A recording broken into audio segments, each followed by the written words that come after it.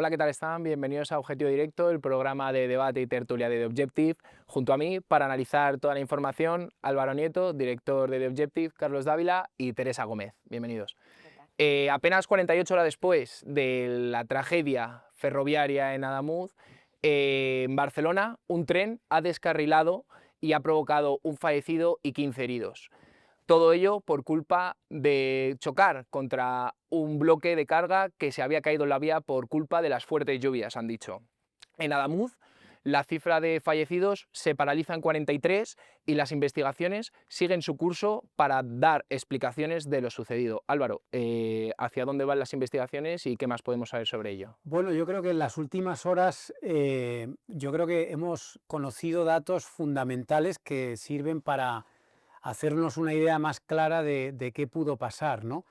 Hemos escuchado los audios de las cajas negras y las conversaciones del centro de mando de Atocha con los dos trenes de Adamuz, y yo creo que es muy importante lo que hemos escuchado ahí, porque queda cada vez más claro que hubo una especie de choque muy lateral, una especie de roce entre dos trenes que iban en movimiento en ese momento. Es decir, que no descarrila primero uno y luego choca, sino que el choque y el descarrilamiento prácticamente son simultáneos, ¿no? Y eso es lo que acaba haciendo descarrilar a Albia y bueno, pues llevándose a Lirio 400 metros más adelante donde se produjo el impacto. ¿Esto por qué es importante? Bueno, para saber que en el fondo toda la tragedia está provocada por la desestabilización en la que entra el Lirio en un momento dado, probablemente por esa soldadura que hemos visto o por algún problema en las vías que le hace desestabilizarse, sobre todo en los dos últimos vagones, que son los que impactan supuestamente con la cabecera del Albia que venía en sentido contrario. Todo esto lo digo para que los espectadores, si no están siguiendo la información, pues por lo menos vean con mayor claridad que aquí no ha habido ni un problema meteorológico ni un fallo humano. Lo que ha habido probablemente es un descarrilamiento y posterior choque como consecuencia de algo que se ha producido probablemente en la vía, o si no en la vía, en el propio tren Irio, que seguramente es la versión que más le gustaría al gobierno, pero dados todos los datos que tenemos de cómo se ha renovado ese trozo de la vía usando materiales de peor calidad y de cómo ha dado problemas con anterioridad de vibraciones y cómo los maquinistas se han quejado muchas veces, me parece bastante obvio que el problema está más bien en la infraestructura y por tanto la responsabilidad está más en el gobierno. Yo no sé si los audios van a ser fundamentales en un proceso judicial. A mí, la primera vez que lo oí, que fue anoche, me parecieron pavorosos. Pavorosos, es decir, parecía que uno estaba hablando con otro, como yo te puedo decir, Álvaro, ¿nos vamos a tomar una cerveza? No, espérate un momento que voy a llamar por teléfono a mi prima para que venga con nosotros. Era más o menos así, era una cosa verdaderamente terrible. De los audios, lo que se saca en claro es que no hubo una constancia de que se pudiera, de que las dos personas en los interlocutores tuvieran a su vez constancia de que estaba pasando algo tremendo. No tenían esa constancia y por tanto actuaron de una forma que fue no culpable, pero por lo menos sí responsable. Bueno, pero ya había pasado todo. Claro. O sea, yo creo que Sí, también bueno, es hasta cierto punto es comprensible que si te has salido de la vía y te has volcado y estás por los suelos y te has herido, pues en el fondo también estás aturdido y no sabes muy bien qué es lo que está pasando. Yo creo que debemos también tratar con bastante cuidado a estas personas que iban en los trenes y a la gente que estaba en el centro de control, porque ya había pasado todo. O sea, y en realidad ninguno de ellos tuvo probablemente la culpa. Yo creo que en lo que se debería guiar más la investigación penal es en por qué se produjo ese descarrilamiento, qué empresa reformó ese tramo de Adamuz, que precisamente fue una de las empresas señaladas por Víctor de Aldama en el Tribunal Supremo, como, que es la empresa AZBI, como una de las empresas que había pagado mordidas a la trama Coldo a cambio de adjudicaciones, si el precio, la inversión a la hora de realizar esa remodelación fue menor de la que realmente necesitaba para que la infraestructura pues, hubiese sido idónea y no, registrar fallos después de la remodelación, porque se remodeló en mayo de este año y desde mayo hasta diciembre se registraron hasta 7 incidencias en ese mismo punto. Por lo tanto, no hicieron una obra como, efectivamente, incidencia que se estaba anunciando desde las redes sociales de Renfe, ¿no?, y de Adif. Por lo tanto, está claro que las obras no se realizaron presuntamente acorde a, bueno, pues a la circunstancia y demás. Y bueno, yo creo que lo que se debería investigar es cómo se adjudicaron esas obras y si se invirtió o no lo suficiente por parte de la empresa que recibió esa adjudicación en la remodelación de ese tramo. ¿Y qué materiales se usaron? ¿Qué materiales se usaron y cómo se hizo Claro, pero eso va la todo en la sustitución eso va del todo material? en si pudo o no o ser low cost. Es que a nosotros lo que nos dicen fuentes de la investigación es que, bueno, AZBI es una de las empresas que, aunque no esté formalmente imputada, sí que, como bien digo, fue señalada por Aldama y la UCO sí que la tiene en el radar, no solamente por estas adjudicaciones en Adif, sino también adjudicaciones en obras públicas, en carretera, que fueron adjudicaciones que fueron otorgadas por Ángel Contreras, que a nosotros lo que nos dicen era que tenía una muy buena relación con el presidente de AZBI, Manuel Contreras, y bueno, que efectivamente personas que estaban presentes en esas reuniones a mí me cuentan que se pactaron mordidas a través de esas adjudicaciones a la empresa que precisamente remodeló, ese tramo. Por lo tanto, la UCO sí que tiene en el ojo a esta empresa y habría que, bueno, pues que ver cómo se adjudicó esto, porque es cierto que aunque la obra fue en el año 2023 fue la adjudicación, la remodelación fue este año pasado. Es cierto que en el año 2023, aunque Ábalos ya no estaba al frente del ministerio, seguía teniendo a su gente de confianza. Tanto es así que Pardo de Vera, que había sido su presidenta en Adif, en ese mismo año ya había ascendido, era secretaria de Estado. Ángel Contreras seguía en carretera y, de hecho, tenía tanta mano en el ministerio, pese a él no estar ya al frente, que incluso pudo llegar a colocar a su pareja, Andrea de la Torre, en el año 22, que estuvo trabajando en Logirrail, en una de las empresas precisamente de Renfe, del año 22 al año 24, cuando él no estaba en el ministerio. Teresa, yo soy partidario de que la gente entienda que lo grave en este tema es la amnesia y la intranquilidad y la paciencia con la que ha gobernado el gobierno todos estos meses. Porque la amnesia, lo digo con toda claridad, porque ¿por qué no han tenido la voluntad de recibir de todos los vídeos la información suficiente como para decir, este vídeo está denunciando el baile de San Víctor dentro de UNESCO? Aquello era una especie de feria donde la gente votaba como si estuviera eso, en una caravana con pocas posibilidades de un tráfico normal. Esto lo tiene que saber la gente, y es lo que entiende la gente. Todo lo que acabas de decir tú, la gente y la corrupción la da por descontada. Sí, en pero todo lo que esto. estamos viendo ahora mismo son las consecuencias de la corrupción. Claro, ¿Qué claro. ocurre cuando se amaña un contrato público? Claro. Pues no solamente que obviamente se beneficia a un empresario frente a otros empresarios que también optan a esa obra, sino que como ese empresario tiene que pagar la mordida de turno al político de turno que le ha ayudado, o incluso al partido político de turno que le ha ayudado en esa concesión, pues tiene que bajar, por supuesto, el presupuesto que iba destinado a esas infraestructuras. Por ejemplo, y lo dejo, ¿por qué la gente se plantea en este momento cómo es posible que un muro de carga de tal calibre, hablo ahora de Cataluña, un muro se desplome como un azucarillo, que parecía un muro hecho de celofán? Pues es muy fácil, cuando no mantienes la Claro, infraestructura, cuando no hay revisiones. Cuando alguien se lo ha llevado. Cuando alguien se lo ha llevado. Bueno, es que es un poco lo que yo decía el otro día, Claro. ¿no? que cuando tú cuando se ha acabado.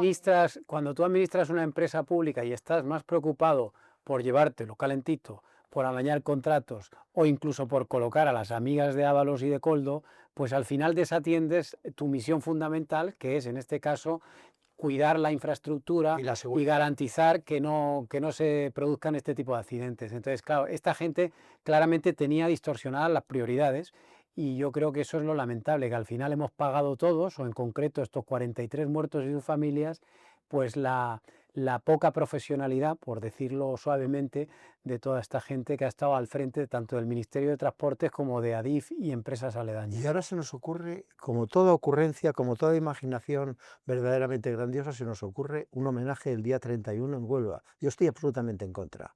de ese homenaje. Es decir, a las víctimas no hay que hacerle ningún homenaje, hay que hacerle un reconocimiento. Totalmente. Y el reconocimiento que es la fijación de la responsabilidad de quién es el culpable de toda esta situación. Es decir, vamos a hacer un homenaje probablemente masónico, que es lo que están haciendo estos, con una especie de llama delante de todo el mundo, un parlamento de no se sabe quién, irán un cantante con una guitarra a cantar no se sabe qué, y todo terminará ahí porque es un homenaje de los que se llaman cívico. Pero yo estoy convencido, yo desde luego, si fuera familiar de una de las personas que han muerto, ni siquiera iría a eso. Me parecía, o en vez de un homenaje, un agravio. Hombre, yo creo que el mejor homenaje que se les puede prestar a las Es la víctimas y a verdad. sus familias es efectivamente investigar hasta el final lo que ha ocurrido y sobre todo que los responsables paguen por ello.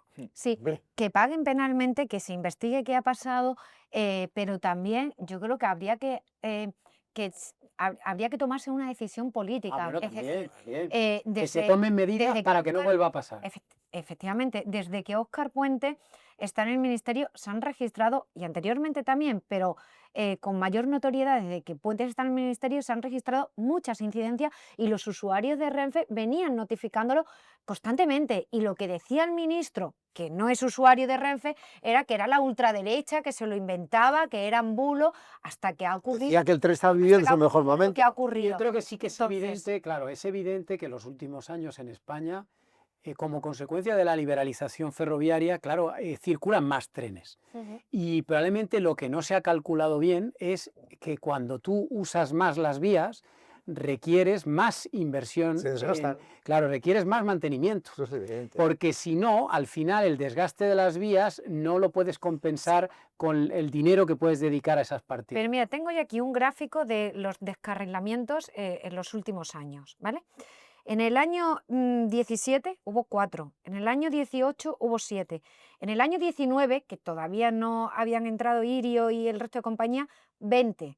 En el año 2020, 14, en el 21, 16, en el 22, 16, en el 23, 26 y en el 24, 22 descarrilamientos. Pero en el año 19, cuando todavía no estaban estas empresas privadas, ya había un aumento significativo de descarrilamiento. ¿Por qué? Pues precisamente por esto que estamos diciendo, porque no hay una inversión suficiente, y no hay una inversión suficiente no es ni mucho menos porque se están apretando el cinturón y no quieran invertir más porque están ahorrando. No, es porque se lo están llevando. O se lo están llevando crudo, porque demagógicamente no sé, podemos decir, sin acudir a una demagogia brutal, porque cuando estaba sucediendo esto y no se empleaban el suficiente cemento como para adosar un panel que evitara una caída del cemento, etcétera, etcétera, alguien se lo estaba llevando. Es decir, hay cemento de segunda calidad. Eso es lo que está pasando en España. Por eso la gran pregunta que la gente se hace ahora mismo es ¿hasta cuándo y qué?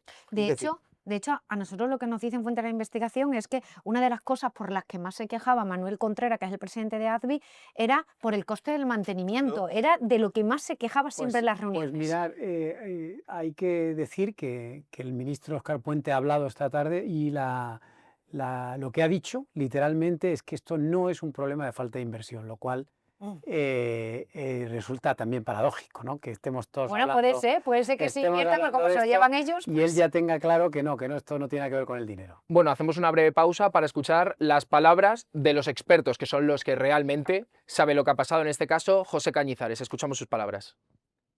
Primero, yo digo una fase que son, primero, vibraciones del tren de Virío antes de llegar a la zona del accidente, que ya era como un aviso de que aquello no estaba en condiciones. A eso le añado también las quejas que ha habido de clientes, incluso de maquinistas, de que el estado de la vía no era el adecuado. Por una parte, yo digo, primero, invertir más en mantenimiento. Los españoles, también lo ha dicho alguien, no somos como muy de mantener, somos más de reparar, de invertir, pero no tenemos el espíritu, la conciencia de la necesidad de mantener.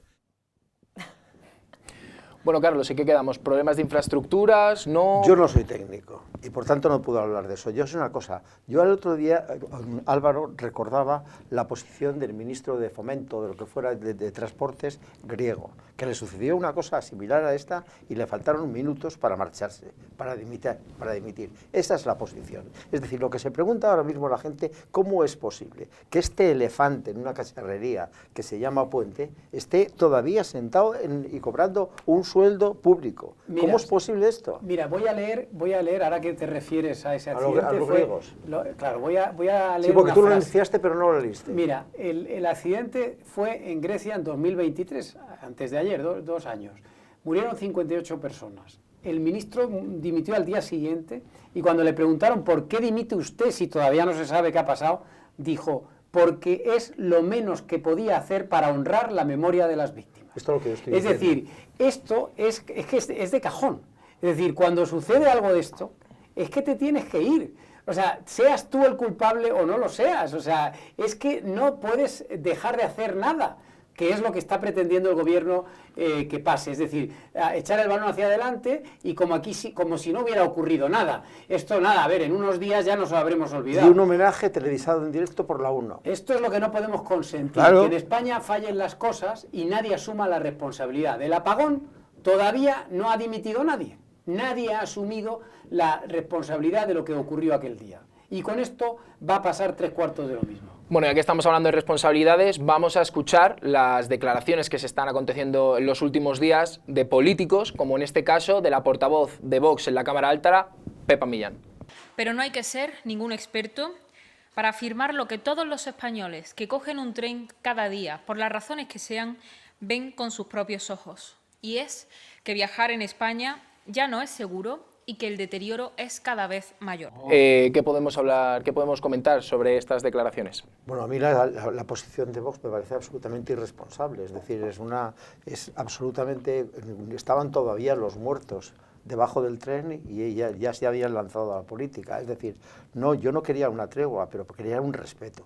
Pero esto es lo único que confirma es una vez más, que es que también en los temas trágicos Vox está fuera del sistema.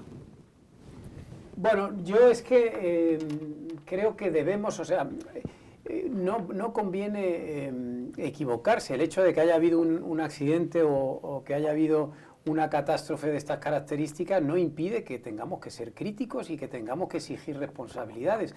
Y tampoco creo que tengamos que esperar aquí X días, ¿no? Los periodistas tenemos la obligación de investigar lo que ha podido pasar, de dónde han podido estar los errores, y los políticos también tienen la obligación de exigir sus responsabilidades. Así que yo no le daría mayor trascendencia. No hay que caer en la trampa de estos que dicen ahora, no hay que politizar la catástrofe, que hay que respetar a las víctimas. Oiga, pues aplíquese usted el cuento. Hay que en otras recordar a la ocasiones, lana, hay que recordar a la lana. porque cuando pasan otras cosas sí que se politizan y sí que se usan para atacar al rival, ¿no? Yo creo que hay que hacerlo con respeto a las víctimas, por supuesto, y hay que hablar de todo esto con el máximo rigor y cautela, pero es que yo creo que aquí no hay que hacer ninguna tregua ni nada. Aquí lo que hay que hacer es exigir responsabilidades e investigar la verdad. Es que 4 días, Claro, cuatro pero- días después, perdona, te No, dejo. no. En 4 días después, el ministro y el presidente del gobierno no nos han dicho qué ha pasado. No, totalmente. Y esto no es de No, recibo. no han dicho que... Ya. Y yo creo que efectivamente no hay que hacer una tregua, pero hay que hacer lo que está haciendo actualmente Juanma Moreno, que es, oye, yo estoy aquí, voy a colaborar, va a haber una cooperación entre las instituciones, que estoy convencida que si hubiese sido a la inversa, Buah. hubiese ocurrido exactamente lo mismo que ocurrió con la Dana de Mazón, que al gobierno le hubiese interesado absolutamente nada a las víctimas y que hubiese bueno, pues aprovechado el momento Para tirarse a la carótida. para sacar rédito Claro. político y no estar trabajando conjuntamente. Entonces, creo que en este caso Juanma Moreno lo está haciendo muy bien, está pensando en los andaluces, está a la altura ahora mismo de las circunstancias, pero al mismo tiempo, aunque se esté trabajando en poder identificar lo antes posible a las víctimas que continúan debajo de los trenes, aunque se esté trabajando en eso, al mismo tiempo también hay que intentar bueno, pues dirimir responsabilidades sobre aquellos... Pero Juanma Moreno debe saber, Teresa, que esta tregua o este comportamiento suyo, que ha sido absolutamente institucional, más que ejemplar, ha sido institucional, no va a ser valorado positivamente, por el contrario. Es decir, se le van a tirar a la carótida. Ya, pero sí por los españoles. Yo estoy convencida de que sí.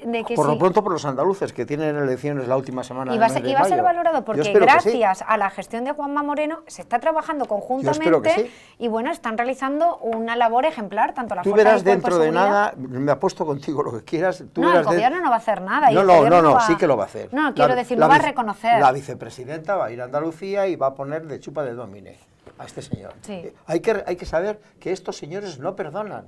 Ya está echándolo, lo decía Álvaro hace un momentito, ya está llevando el asco a su sardina.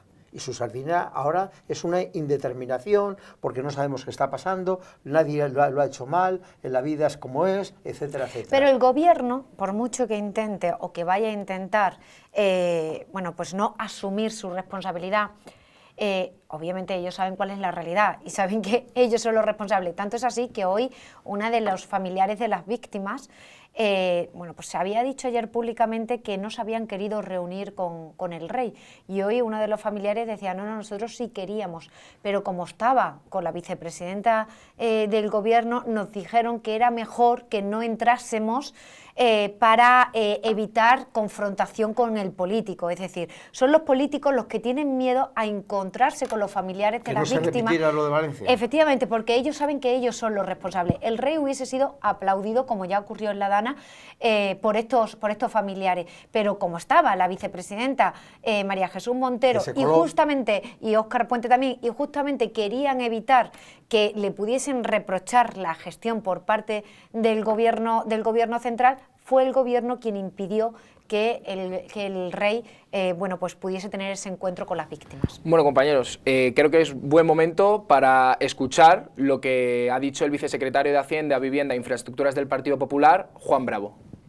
Hay partidos, si recuerdan, que cuando la meteorología cuesta vidas, se lanzan muy rápidamente a llamar asesinos a los gestores públicos, a los que toman decisiones en torno a las alertas, o aquellos que tienen que tomar la decisión del cierre de los servicios públicos. La prioridad del gobierno no puede ser establecer un relato exculpatorio. La prioridad debe ser atender a las víctimas e informar a los ciudadanos. Y que el gobierno debe ofrecer información que tenga, apunte a quien apunte, lo más rápido posible, y la integridad de toda la información. Bueno, por supuesto, en próximos programas seguiremos trayendo actualizaciones y más información que vaya saliendo a la luz de este suceso en Adamuz, pero ahora querría trasladarme a una noticia en exclusiva que ha dado nuestra compañera Teresa Gómez junto a Ketty Garat sobre el expresidente de la SEPI, ¿no? ¿No es así, Teresa?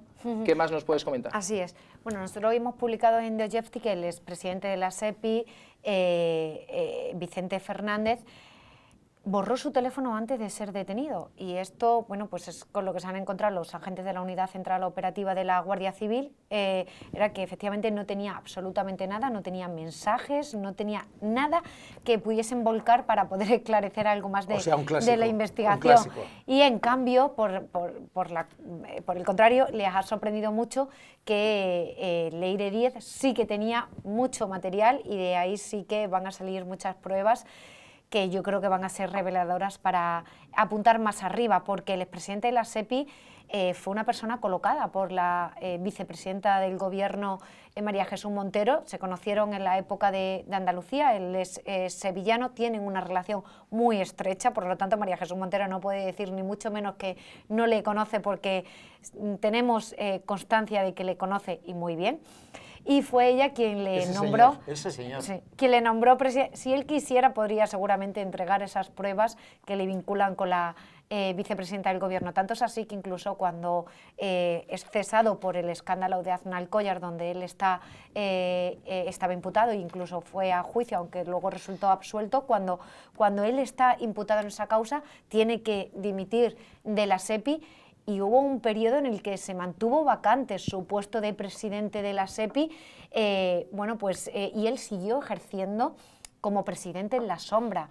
Tanto es así que tenían incluso un despacho en la calle Diego de León, que la UCO considera como la sede paralela de la SEPI, porque ahí es donde se reunían con determinados empresarios del IBEX 35 a los que le pedían comisiones.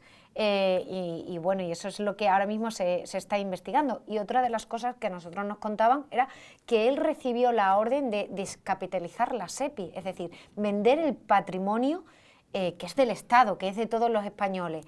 Y ese fue el encargo que recibió, nos dicen, de la propia vicepresidenta, y ahora habría que investigar a quién le vendió los inmuebles que son de todos los españoles, a qué precio, si el precio era irrisorio y si se llevaron o no comisiones a cambio de esos beneficios que recibieron esos nuevos propietarios. Pero a ver, Teresa, por la información que tú has publicado, a ver, esto apunta a que ha podido haber un chivatazo, Sí. es decir, alguien ha podido avisar al expresidente de la SEPI de que se le iba a detener y de que, por tanto, que convendría borrar su dispositivo, ¿no?